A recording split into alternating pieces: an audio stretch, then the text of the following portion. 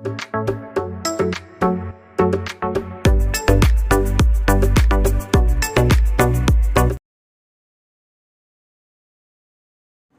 ഏവർക്കും study Nifty മലയാളത്തിന്റെ daily market ന്യൂസിലേക്ക് സ്വാഗതം. ഇന്ന് നവംബർ 19 ചൊവ്വാഴ്ചയാണ്. ഗ്ലോബൽ മാർക്കറ്റുകളിൽ ആദ്യം US മാർക്കറ്റിൽ നിന്ന് ആരംഭിക്കാം. S&P 500ഉം നാസ്ഡാക്കും ഉയർന്നാണ് ക്ലോസ് ചെയ്യുന്നത്. ഏർണിംഗ്സിൽ ഇനി US ഫോക്കസിലുള്ളത് ചിപ്പ് ജെയിന്റ് കമ്പനിയായ എൻവിഡിയയുടെ റിസൾട്ട് തന്നെയാണ്. ബുധനാഴ്ചയാണ് റിസൾട്ട് പുറത്തു വരുന്നത്. യൂറോപ്യൻ മാർക്കറ്റുകളും ഇന്നലെ മിക്സഡ് ആയിട്ടാണ് ക്ലോസ് ചെയ്യുന്നത്. ഇന്നലെ കൂടുതൽ നേട്ടമുണ്ടാക്കിയത് ഓയിൽ പ്രൈസുകളായിരുന്നു. ഏകദേശം 3% ഉയർന്നത്. സ്വർണത്തിൽ വീണ്ടും ഒരു ഉയർച്ചയാണ് കണ്ടത്. 2% അടുത്ത് ഉയർന്നിരുന്നു. കേരളത്തിലെ സ്വർണ്ണവില പവന് 55,960 രൂപയാണ്. ഇന്ത്യൻ മാർക്കറ്റിലേക്ക് വന്നാൽ നിഫ്റ്റി ഇപ്പോൾ ഏറ്റവും ക്രൂഷ്യൽ ആയിട്ടുള്ള ഒരു സോണിലാണ് ഇപ്പോൾ ട്രേഡ് ചെയ്യുന്നത്. ഇവിടെ നിന്നും ഒരു റിവേഴ്സൽ വരുമോ എന്ന് തന്നെയാണ് നമ്മൾ കാത്തിരിക്കുന്നത്. കൂടാതെ ഇന്നത്തെ മറ്റ് പ്രധാനപ്പെട്ട വാർത്തകൾ നോക്കുകയാണെങ്കിൽ ഒരു റേറ്റ് കട്ടിന്റെ സൂചനകൾ ഇന്നലെ ഫിനാൻസ് മിനിസ്റ്ററും നൽകുകയുണ്ടായി. കഴിഞ്ഞ ദിവസം കൊമേഴ്സ് മിനിസ്റ്റർ പീയൂഷ് ഗോയലും ഇതിന് സമാനമായ അഭിപ്രായം പറഞ്ഞിരുന്നു. ഇതുകൂടാതെ വായ്പാ വളർച്ചയെക്കുറിച്ചുള്ള ആശങ്കകൾക്കിടയിൽ RBI നിർദ്ദേശങ്ങളെ സർക്കാർ എതിർക്കുന്നു. ഇത്തരത്തിൽ ഒത്തിരിയേറെ പ്രധാനപ്പെട്ട Q2 റിസൾട്ടുകളും സ്റ്റോക്ക് ന്യൂസുകളും കൂടിയുള്ള ഒരു ദിവസമാണ്.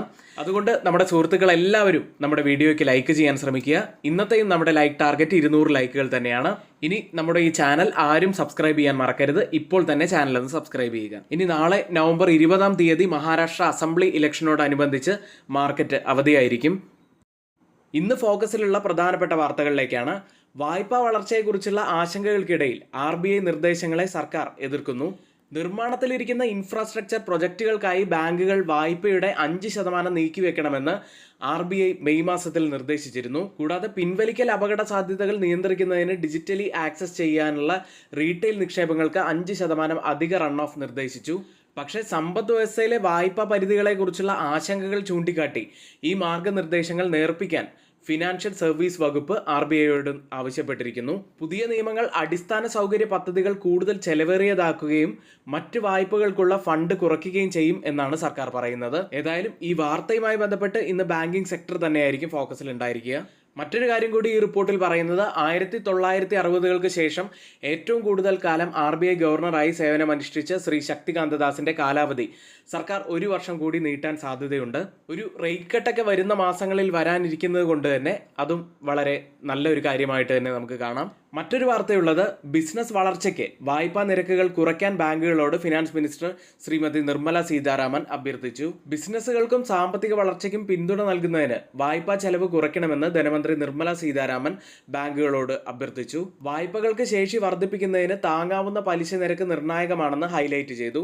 ഉയർന്ന കടമെടുപ്പ് ചെലവുകൾ ബിസിനസ്സുകൾക്ക് ഒരു ഭാരമാണെന്നും മത്സര മൂലധന ചെലവുകളുടെ ആവശ്യകത അവർ ഊന്നി പറയുകയും ചെയ്തു.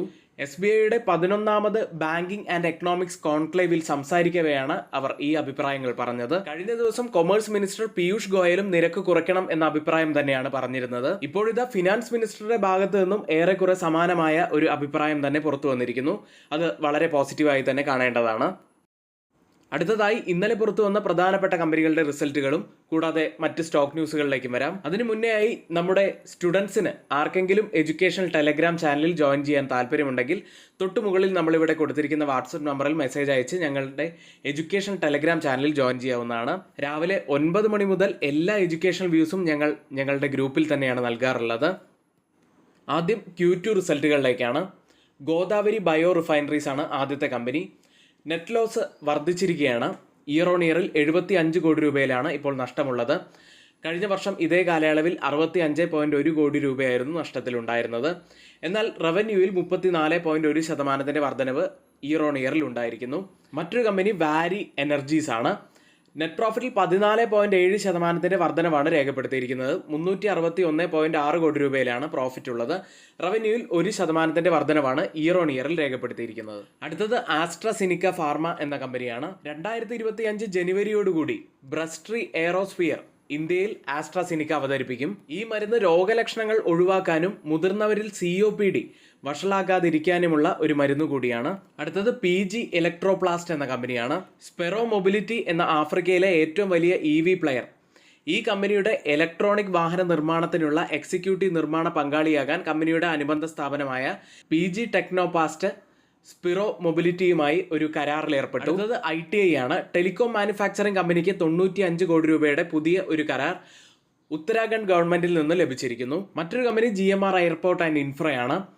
കമ്പനിയുടെ പാസഞ്ചർ ട്രാഫിക് ഒക്ടോബർ മാസത്തിൽ 1.07 കോടി രൂപയായിട്ടാണ് പുറത്തു വന്നത്. അതായത് ഇയർ ഓൺ ഇയറിൽ 9% വർധനവാണ് ഒക്ടോബർ മാസത്തിൽ ഉണ്ടായിരിക്കുന്നത്. മന്ത് ഓൺ മന്തിൽ 5% വർധനവും. ഇന്ന് എക്സ് ഡിവിഡൻഡ് ഡേറ്റ് ആയി വരുന്ന ധാരാളം കമ്പനികളുണ്ട്. ONGC, Asian Paints, Ashok Leyland, Akzo Nobel India, Chambal fertilisers, Cochin shipyard, Esab India, Great Eastern Shipping, Gujarat Pipavav, MRF തുടങ്ങിയ ധാരാളം കമ്പനികൾ വരുന്നുണ്ട്. ഇന്ന് F&O സെഗ്മെന്റിൽ ബാനായ സ്റ്റോക്കുകൾ ആർത്തി industries, Aditya Birla fashion and retail, GNFC, granules India, Hindustan copper തുടങ്ങിയവയാണ്. ഇന്നലെ മാർക്കറ്റിൽ സംഭവിച്ച ഏറ്റവും പ്രധാനപ്പെട്ട കുറച്ച് കാര്യങ്ങളിലേക്ക്. സെൻസെക്സും നിഫ്റ്റിയും തുടർച്ചയായ 7ാമത്തെ ദിവസവും ഇടിഞ്ഞാണ് ക്ലോസ് ചെയ്യുന്നത്. ബാങ്ക് നിഫ്റ്റി ഉയർന്നപ്പോൾ മിഡ് ക്യാപ്പ് ഒരു മ്യൂട്ടഡ് അവസ്ഥയിലാണ് ക്ലോസ് ചെയ്തത്. ചൈന കയറ്റുമതി ഇളവ് റദ്ദാക്കിയതിനെ തുടർന്ന് മെറ്റൽ ഓഹരികൾ ഉയർന്നു. Q2 ഏർണിംഗ്സിന് ശേഷം മുത്തൂറ്റ് ഫിനാൻസ്, ഹീറോ മോട്ടോകോപ്പ് എന്നിവ 3 മുതൽ 7% വരെ ഉയർന്നു. US ഡിസംബറിൽ റേറ്റ് കട്ടിന്റെ സാധ്യതകൾ മങ്ങിയതോടെ IT സ്റ്റോക്കുകൾ ഇടിഞ്ഞു. നിഫ്റ്റിയിലേക്ക് 23,457 78 പോയിന്റ്സ് ഇടിഞ്ഞാണ് നിഫ്റ്റി ഇന്നലെ ക്ലോസ് ചെയ്യുന്നത്. ഞായറാഴ്ച നമ്മൾ വീക്ക്ലി അനാലിസിസ് ആയിട്ട് നിഫ്റ്റിയുടെയും ബാങ്ക് നിഫ്റ്റിയുടെയും കാര്യങ്ങൾ പറഞ്ഞിരുന്നു. അതുപോലെ തന്നെ കൃത്യമായി ജൂൺ മാസത്തിൽ നിഫ്റ്റിയിൽ ഒരു പിൻബാർ ഉണ്ടായിരുന്നു എന്ന് നമ്മൾ പറഞ്ഞിരുന്നു. ഈ ഒരു പിൻബാർ ഫോം ചെയ്തിരുന്ന ആ ഒരു സപ്പോർട്ട് ഏരിയയിൽ നിന്നാണ് ഇന്നലെ ഒരു പുൾ ബാക്ക് ലഭിച്ചത്. ഏതായാലും നിഫ്റ്റി ഇപ്പോഴുള്ളത് വളരെ ക്രൂഷ്യൽ ആയിട്ടുള്ള ഒരു ലെവലിൽ തന്നെയാണ്. പ്രത്യേകിച്ച് 23,230 ലെവലിലാണ് 50 വീക്ക് EMA ഉള്ളത്. അതുകൊണ്ട് ഇതൊരു ഡിമാൻഡ് സോൺ ആവാനുള്ള സാധ്യതകൾ കൂടുതലാണ്. ഒരു പുൾ ബാക്കിനൊക്കെയുള്ള സാധ്യതകൾ കൂടുതലായിട്ട് ഈ ഒരു സോണിൽ കാണപ്പെടുന്നുണ്ട്. പക്ഷേ പ്രത്യേകം ശ്രദ്ധിക്കേണ്ട കാര്യം എന്താണെന്ന് വെച്ചാൽ ഇതുവരെയും ഒരു ക്ലിയർ ഇൻഡിക്കേഷൻ ഒന്നും നിഫ്റ്റിയുടെ ഭാഗത്ത് നിന്നും വന്നിട്ടില്ല. അത്തരത്തിലുള്ള ക്ലിയർ കൺഫർമേഷന് വേണ്ടി വെയിറ്റ് ചെയ്തതിന് ശേഷം മാത്രം ട്രേഡുകളിലേക്ക് പോകാൻ ശ്രമിക്കുക. ഇനി ഒരുപക്ഷെ ഒരു പുൾ ബാക്ക് വരികയാണെങ്കിൽ 23,600 മുതൽ 23,800 വരെയുള്ളത് പ്രധാനപ്പെട്ട ഒരു റെസിസ്റ്റൻസ് ഏരിയ ആവാനുള്ള സാധ്യതകൾ കൂടുതലാണ്. അടുത്തതായി ഡെയിലി ക്യാൻഡിലാണ്. ചെറിയ ലോവർ വിക്കോട് കൂടിയുള്ള ഒരു ബിയറിഷ് ക്യാൻഡിലാണ് ഡെയിലി ചാർട്ടിൽ ഫോം ആയിരിക്കുന്നത്.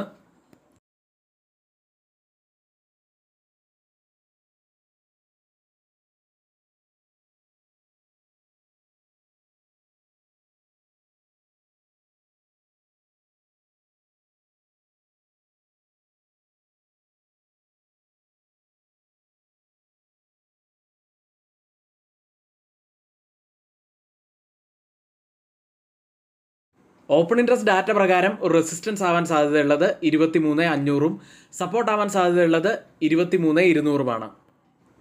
അടുത്തതായി change in open interest data പ്രകാരം കോൾ സൈഡിലും പുട്ട് സൈഡിലും വന്ന വ്യത്യാസങ്ങളാണ്. ആദ്യം 23,450 സ്ട്രൈക്കിൽ 296% വർധനവാണ് പുട്ട് സൈഡിൽ കാണുന്നത്. ലോങ് ബിൽഡപ്പാണ്. എന്നാൽ കോൾ സൈഡിൽ 446% വർധനവ്, ഒരു ഷോർട്ട് ബിൽഡപ്പ് കാണാം. അടുത്തത് 23,400 സ്ട്രൈക്കിൽ 168% വർധനവാണ് പുട്ട് സൈഡിൽ കാണുന്നത്. ലോങ് ബിൽഡപ്പ് തന്നെയാണ്. കോൾ സൈഡിൽ കുറച്ചുകൂടി ശക്തമായിട്ടുള്ള ഒരു ഷോർട്ട് ബിൽഡപ്പ് 382%. അടുത്തത് 23,500 സ്ട്രൈക്കിൽ 59% വർധനവാണ് പുട്ട് സൈഡിൽ കാണുന്നത്. ചെറിയ ഒരു ലോങ് ബിൽഡപ്പ്. എന്നാൽ കോൾ സൈഡിൽ 156% വർധനവ് കാണാം, ഒരു ഷോർട്ട് ബിൽഡപ്പ്. എന്നാൽ പുട്ട് സൈഡുമായി കമ്പയർ ചെയ്യുമ്പോൾ കുറച്ചുകൂടി ശക്തമായിട്ടുള്ള ഒരു ഷോർട്ട് ബിൽഡപ്പാണത്. ബാങ്ക് നിഫ്റ്റിയിലേക്ക് 50,363-ൽ 184 പോയിന്റ്സ് ഉയർന്നാണ് ബാങ്ക് നിഫ്റ്റി ഇന്നലെ ക്ലോസ് ചെയ്യുന്നത്. ഒരു ഡോജി ക്യാൻഡലിന് സമാനമായ ക്യാൻഡിലാണ് ഡെയിലി ചാർട്ടിൽ ഫോം ആയിരിക്കുന്നത്. താരതമ്യേന നിഫ്റ്റിയേക്കാൾ കുറച്ചുകൂടി സ്ട്രെങ്ത് കാണിക്കുന്നത് ബാങ്ക് നിഫ്റ്റി തന്നെയാണ്. കൂടാതെ ഇൻഡെക്സിന് 49,900 പ്രധാനപ്പെട്ട ഒരു സപ്പോർട്ടായിട്ടാണ് ഇപ്പോൾ ആക്ട് ചെയ്യുന്നത്. അവിടെ നിന്നും ഒരു പുൾ ബാക്ക് ലഭിക്കുന്നുമുണ്ട്. 200 ഡേ EMA ഉള്ളത് 49,900 ലെവലിലാണ്. അവിടെ നിന്നുമാണ് ഒരു ബൗൺസ് ബാക്ക് ലഭിക്കുന്നത്. അപ്സൈഡിൽ 50,500 മുതൽ 50,600 വരെയുള്ളത് പ്രധാനപ്പെട്ട ഒരു ലെവലാണ്. ഡൗൺ സൈഡിൽ 49,900ഉം നമ്മൾ ശ്രദ്ധിച്ചിരിക്കേണ്ട ഒരു ലെവലാണ്. അടുത്തതായി മാക്സിമം ഓപ്പൺ ഇൻട്രസ്റ്റ് രേഖപ്പെടുത്തിയ ബാങ്ക് നിഫ്റ്റിയുടെ കോൾ സൈഡിലെയും പുട്ട് സൈഡിലെയും സ്ട്രൈക്കുകളിലേക്കാണ്.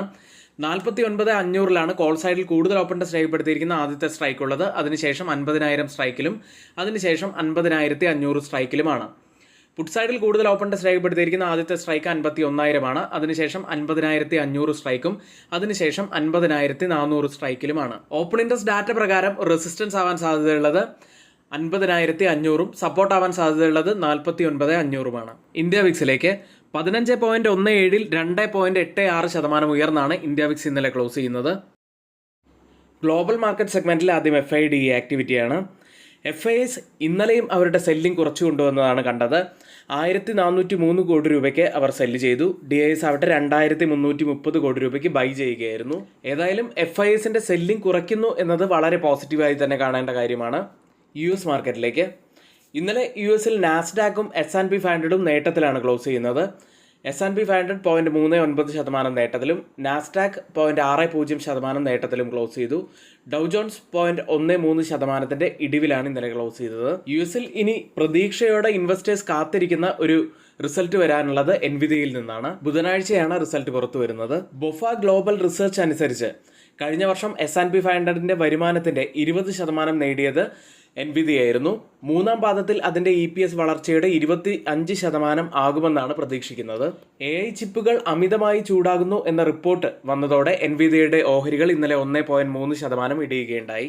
ഇന്നലെ എനർജി സ്റ്റോക്കുകളാണ് കൂടുതൽ നേട്ടമുണ്ടാക്കിയത്. S&P 500ൽ 1.05% ഉയർന്നത്. ഇന്നലെ ഫോക്കസിൽ ഉണ്ടായിരുന്ന മറ്റൊരു stock Trump media and technology group ആയിരുന്നു. ക്രിപ്റ്റോ ട്രേഡിംഗ് പ്ലാറ്റ്ഫോമായ ബക്കറ്റ് ആ കമ്പനിയെ അക്വയർ ചെയ്യും എന്ന വാർത്ത വന്നതോടെ സ്റ്റോക്ക് ഏകദേശം 16% നേട്ടമുണ്ടാക്കി.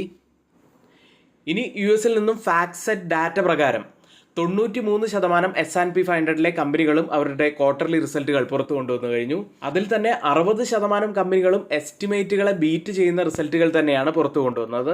US ലിസ്റ്റ് ചെയ്ത ഇന്ത്യൻ കമ്പനികളുടെ പ്രകടനത്തിലേക്കാണ്. ആദ്യം ഇൻഫോസിസ് 0.33% നേട്ടത്തിലാണ് ഇന്നലെ ക്ലോസ് ചെയ്യുന്നത്. വിപ്രോ 0.30% ഇടിഞ്ഞു. ബാങ്കിങ് സൈഡിൽ ICICI ബാങ്ക് 0.98% ഉയർന്നപ്പോൾ HDFC ബാങ്ക് 0.68% ഉയർന്നത്. ഡോക്ടർ റെഡ്ഡി 0.49% ഇടിവുണ്ടാക്കിയപ്പോൾ റിലയൻസ് ഇൻഡസ്ട്രീസ് 1.77% ഇന്നലെ ഇടിഞ്ഞത്. ഇപ്പോൾ ട്രേഡിംഗ് നടക്കുന്ന US മാർക്കറ്റിന്റെ ഫ്യൂച്ചേഴ്സ് ഡൗ ജോൺസ് 0.05% ഇടിവിലാണ്. S&P 500 0.01% ഇടിവിലും ട്രേഡ് ചെയ്യുന്നു. യൂറോപ്യൻ മാർക്കറ്റുകളിലേക്ക് തിങ്കളാഴ്ച യൂറോപ്യൻ മാർക്കറ്റുകൾ ഒരു മിക്സഡ് അവസ്ഥയിലാണ് ക്ലോസ് ചെയ്യുന്നത്. UK മാർക്കറ്റ് FTSE 0.56% നേട്ടത്തിൽ ക്ലോസ് ചെയ്തു. ഫ്രാൻസ് മാർക്കറ്റ് CAC 0.12% നേട്ടത്തിലും ജർമ്മൻ മാർക്കറ്റ് ഡാക്സ് 0.11% ഇടിവിലും പാൻ യൂറോപ്യൻ സ്റ്റോക്ക് 600 0.1% ഇടിവിലുമാണ് ക്ലോസ് ചെയ്യുന്നത്. റീറ്റെയിൽ സ്റ്റോക്കുകളാണ് ഇന്നലെ കൂടുതൽ ഇടിവുണ്ടാക്കിയത്. 0.88% ഇടിഞ്ഞു. ഇനി UK നിന്നും ഇൻഫ്ലേഷൻ ഡാറ്റ ബുധനാഴ്ചയാണ് പുറത്തു വരുന്നത്. ഇപ്പോൾ ട്രേഡിംഗ് ആരംഭിച്ച യൂറോപ്യൻ മാർക്കറ്റിന്റെ ഫ്യൂച്ചേഴ്സ് ഡാക്സ് 0.02% ഇടിവിലും CAC 0.01% നേട്ടത്തിലും FTSE 0.03% നേട്ടത്തിലുമാണ് ട്രേഡ് ചെയ്യുന്നത്. ഏഷ്യൻ മാർക്കറ്റുകളിലേക്ക് ഏഷ്യ പസഫിക് വിപണി ചൊവ്വാഴ്ച ഉയർന്നാണ് ട്രേഡ് ചെയ്യുന്നത്. ഹോങ്കോങ്ങിൽ നടക്കുന്ന ഒരു നിക്ഷേപ ഉച്ചകോടിയിൽ പ്രധാന ചൈനീസ് സാമ്പത്തിക നയ നിർമ്മാതാക്കൾ സംസാരിക്കും. അത് വളരെ പ്രധാനപ്പെട്ട ഒരു ഇവന്റ് തന്നെയാണ്. ഇപ്പോൾ ട്രേഡിംഗ് ആരംഭിച്ച ഏഷ്യൻ മാർക്കറ്റുകളിൽ ഗിഫ്റ്റ് നിഫ്റ്റി ഉള്ളത് 23,537 എന്ന നിലയിലാണ്. 13.50 പോയിന്റ്സ് അപ്സൈഡിലാണ് ഇപ്പോൾ ട്രേഡ് ചെയ്യുന്നത്. അതായത് ഇപ്പോൾ സമയം 7 മണിയാണ്. ഇപ്പോഴത്തെ ഈ ഒരു നില വെച്ച് നിഫ്റ്റിയിൽ നമുക്ക് ഏകദേശം 20 മുതൽ 25 പോയിന്റ്സിന്റെ ഒരു ഗ്യാപ്പ് അപ്പ് ഓപ്പണിങ്ങിനാണ് സാധ്യതയുള്ളത്. മറ്റ് ഏഷ്യൻ മാർക്കറ്റുകളിൽ KOSPI market, Nikki market, Singapore market എന്നിവയെല്ലാം ഇപ്പോൾ പോസിറ്റീവിൽ തന്നെയാണ് ട്രേഡ് ചെയ്യുന്നത്. ഓയിൽ പ്രൈസുകളിലേക്ക് കഴിഞ്ഞ ആഴ്ച 5% ഇടിഞ്ഞ ഓയിൽ പ്രൈസുകൾ വലിയ നേട്ടമാണ് ഇന്നലെ ഉണ്ടാക്കിയത്. നോർവേയിലെ ഓയിൽ ഫീൽഡിലെ ക്രൂഡ് ഉൽപ്പാദനം നിർത്തിവെച്ചെന്ന വാർത്തയെ തുടർന്നാണ് തിങ്കളാഴ്ച എണ്ണവില ബാരലിന് $2 ഉയർന്നത്. ബ്രന്റ് ഫ്യൂച്ചേഴ്സ് ഇപ്പോൾ ട്രേഡ് ചെയ്യുന്നത് $72.01 പെർ ബാരൽ എന്ന നിലയിലാണ്. 0.30% ഇടിവിലാണ് ട്രേഡ് ചെയ്യുന്നത്. WTI ഉള്ളത് $68.94 പെർ ബാരൽ എന്ന നിലയിൽ 0.33% ഇടിവിൽ ട്രേഡ് ചെയ്യുന്നു. ഇന്നത്തെ ഏറ്റവും പ്രധാനപ്പെട്ട കുറച്ച് വാർത്തകൾ ഏറ്റവും ഓതറൈസ്ഡ് ആയിട്ടുള്ള സൈറ്റുകളായ Moneycontrol, Mint, Reuters, CNBC, financial express തുടങ്ങിയ മാധ്യമങ്ങളിൽ നിന്നാണ് നമ്മൾ എടുത്തിട്ടുള്ളത്. മറ്റുള്ളവയെല്ലാം നമ്മുടെ വ്യൂസ് ആണ്, ഒരിക്കലും അത് റെക്കമെൻഡേഷൻ അല്ല. നിങ്ങളുടെ എഡ്യൂക്കേഷണൽ പർപ്പസിന് വേണ്ടിയാണ് അത് ഇവിടെ ഷെയർ ചെയ്യുന്നതും. എങ്കിൽ ഇന്നത്തെ വീഡിയോ ഇവിടെ പൂർത്തിയാവുന്നു. ഏവർക്കും നന്ദി.